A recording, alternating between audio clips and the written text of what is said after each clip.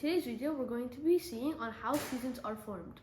Let's get a fact straight. So the Earth is not actually straight like this. Apparently, it's tilted 23.6 degrees off.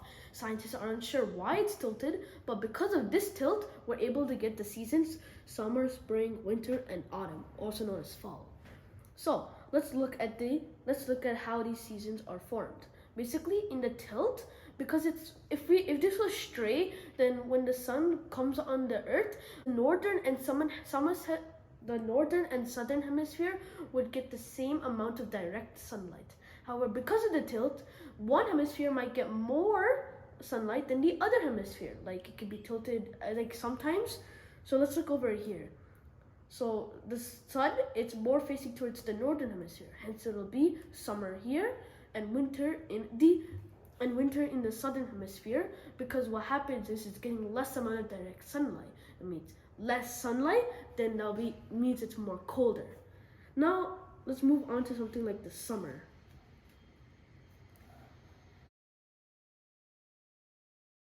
Now, if I were to look at something like the summer, we can see that this is like more tilted towards the back, but this is tilted more towards the southern hemisphere. Hence, southern hemisphere would get summer, while the northern hemisphere would get winter. Now, let's talk about autumn and spring. Now, autumn and spring, because what happens in autumn and spring is, let's move back over here for a visual understanding. Okay, for you to look at autumn and spring, they're getting the same amount of sunlight. That technically means that both the southern